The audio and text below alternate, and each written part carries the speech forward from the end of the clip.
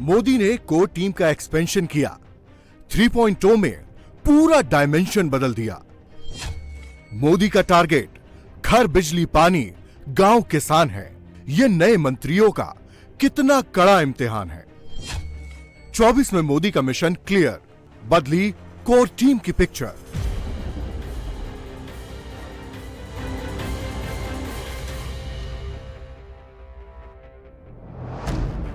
मोदी ने अपने top priority वाले गृह, रक्षा, वित्त और विदेश मंत्रालय में कोई बदलाव नहीं किया, लेकिन अपनी कोर टीम में एक्सपेंशन में पूरी पिक्चर बदल डाली। मोदी 3.0 में बड़ी जिम्मेदारी वाले विभागों में जो चेहरे शामिल हुए हैं, उनमें जल शक्ति मंत्री CR पाटिल, कृषि और ग्रामीण विकास मंत्री शिवराज सिंह चौहान, आवास, शहरी विकास और ऊर्जा मंत्री मनोहर लाल खट्टर, चिकित्सा मंत्री JP नड्डा शामिल हैं।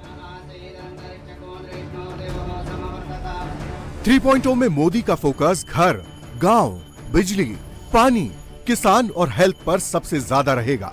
इसलिए कोर टीम के एक्सपेंशन में मोदी ने पहले पुराने और अनुभवी चेहरों को जगह दी और इसके बाद पुराने माइलस्टोन हटाकर टास्क बड़ा कर दिया। टारगेट ऐसे सेट किए कि इन मंत्रियों को मिशन 2047 के लिए 24/7 काम करना होगा। ऊर्जा और आवास मोदी के प्रायोरिटी लिस्ट में टॉप पर रहे हैं, इसलिए मोदी ने इन दोनों विभागों का जिम्मा अनुभवी मनोहर लाल खट्टर को दिया। खट्टर के सामने अब 2 बड़े विभाग और 4 बड़ी चुनौतियां हैं। इस बार बिजली की मांग 250 गीगावाट पहुंच चुकी है, जो आने वाले वक्त में और बढ़ेगी। मोदी चाहते हैं कि हर गांव तक 24 घंटे बिजली पहुंचे, इसलिए खट्टर के सामने बिजली उत्पादन बढ़ाना सबसे बड़ी चुनौती रहेगी। कोयला सप्लाई में बार बार आने वाली समस्या से निपटना भी आसान काम नहीं होने वाला है। मोदी ने खट्टर को 5 साल में 1 करोड़ घर तक सोलर बिजली पहुंचाने का टारगेट दिया है।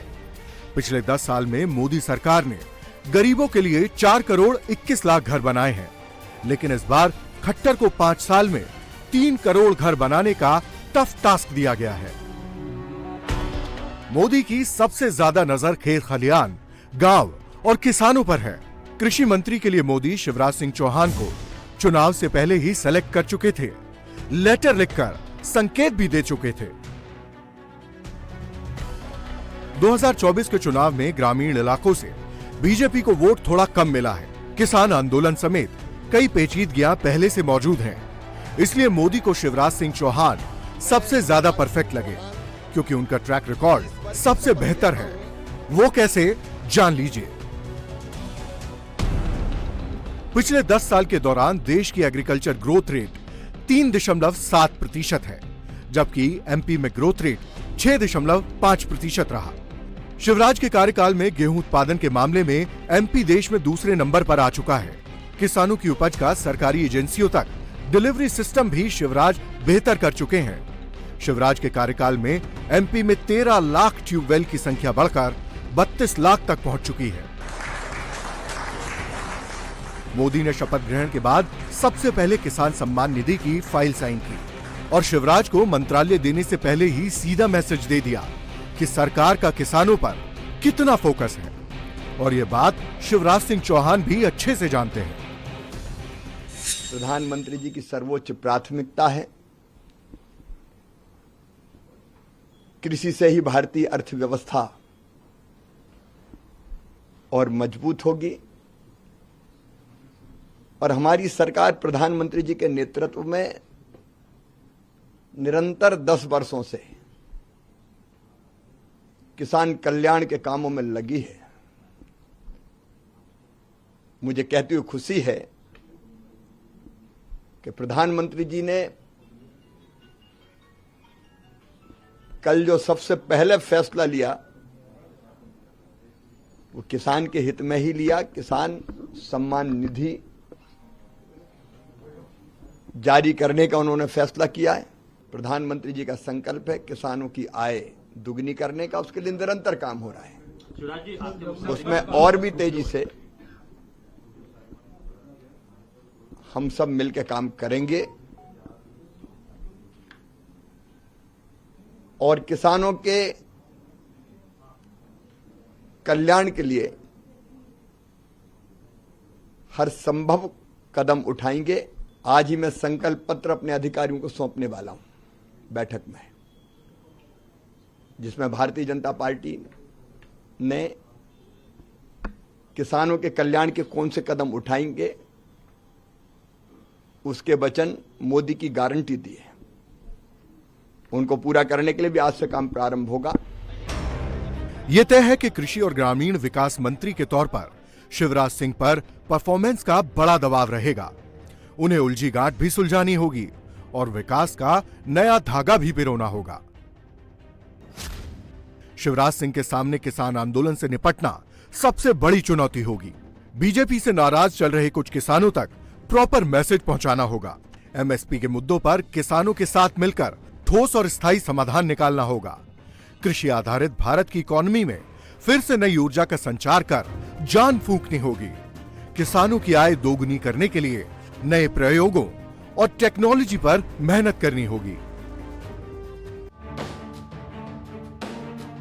कृषि, ग्रामीण, शहरी विकास और ऊर्जा मंत्रालय में बदलाव के साथ ही हेल्थ सेक्टर में भी मोदी ने चेहरा और रणनीति बदल दी है। इस बार विभाग की कमान जेपी नड्डा के पास है।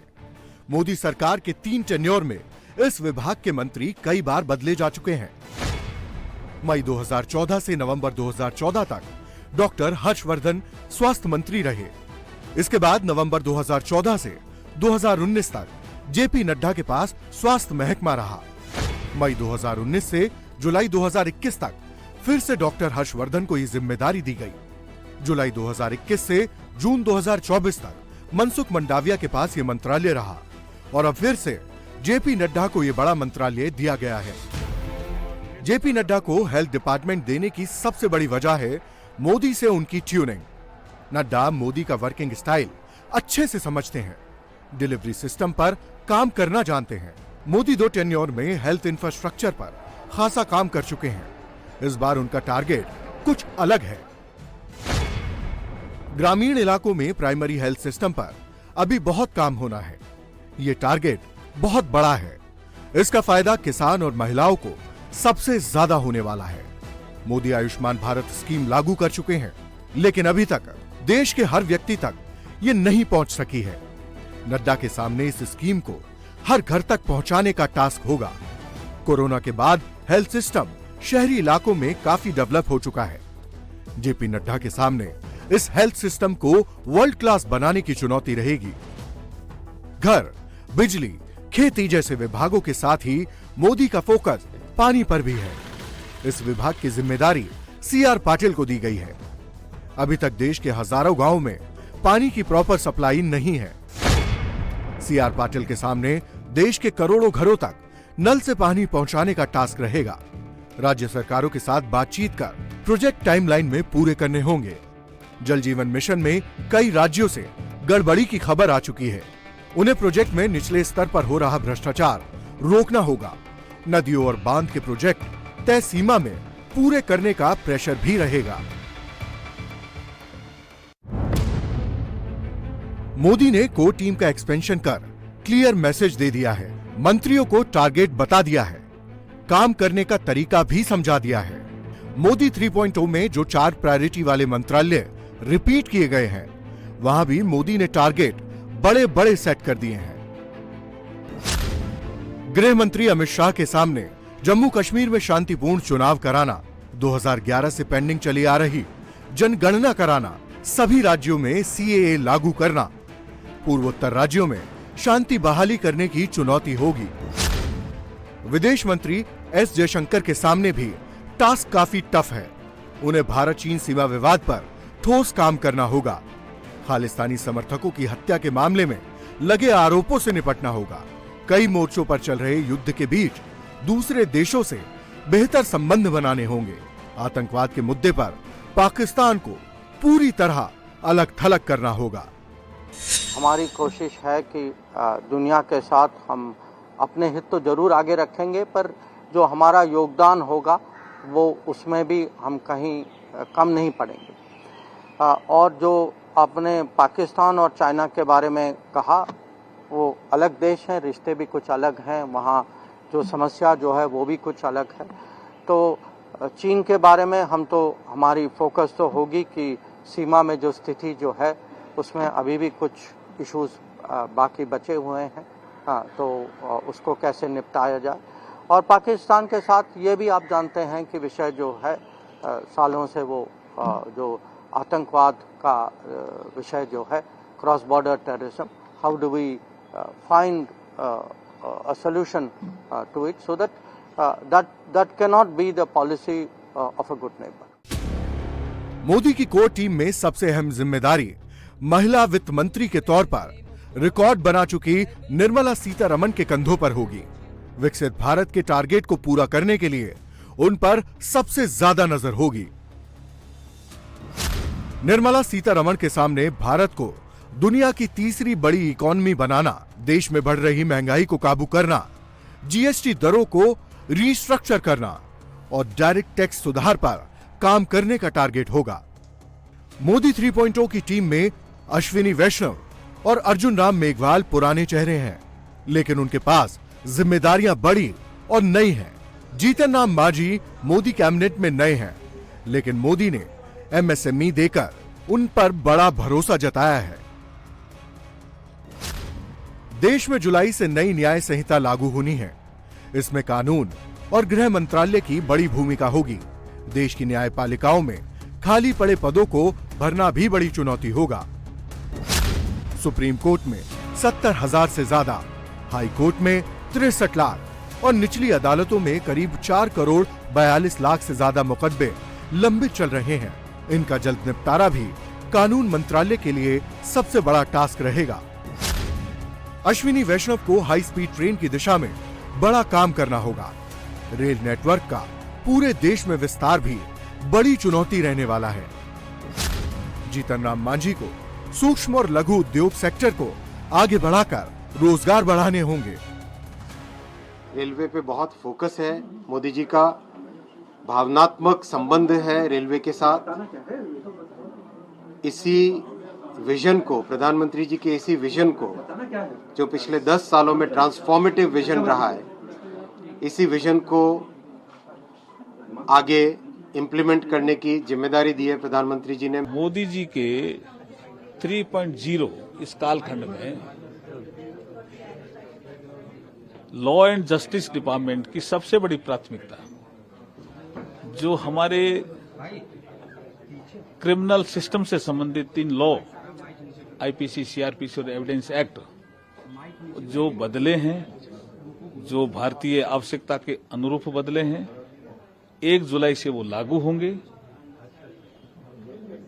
उनके बारे में जागरूकता फैलाना, नागरिकों को सचेत करना, जागरूक करना कि ये कानून 1 जुलाई से लागू होंगे, तो इसके जो स्टेक होल्डर हैं उनसे संबंधित वर्कशॉप करना, सिंपोजियम करना, सेमिनार करना, ये हमारी पहली प्राथमिकता रहेगी। विभाग मिला, कल लिफाफ हमने खोला तो माइक्रो और स्मॉल और मीडियम इंडस्ट्रीज के बारे में देखा तो मन में बात खुश हुई कि हाँ ठीक है, विभाग है, अच्छा है, देखेंगे। प्रधानमंत्री को सब कोई जा रहे थे, हमने भी उनसे मिलने का काम किया, तो प्रधानमंत्री जी की बात से हम बहुत उत्प्रेरित हैं कि उन्होंने कहा कि मांझी जी, हम आपको अपने विजन का विभाग दिया है। हमारा विजन है गरीबों का उत्थान, जहां विकास की रोशनी नहीं गई वहां रोशनी पहुंचाना। ई विभाग के माध्यम से आप बहुत कुछ कर सकते हैं, इसीलिए आपको इस विभाग को दिया। हम विभाग के सारे सब जो सस्टांश होते हैं, इसके जो सारांश होते हैं, इसी बात से हम समझ गए और हम अपने को सौभाग्यशाली समझते हैं कि नरेंद्र मोदी जी हमको इस लायक समझते हैं। और क्यों न समझें, भारत में वाहिद एक प्रधानमंत्री और लीडर वो हैं जो देश के सभी तबके के लोगों का, चाहे ईंट हो, पत्थर हो, जीव हो, प्राणी हो, सभी के बारे में वो जानते हैं कि कहाँ क्या जरूरत है सेवा करने की।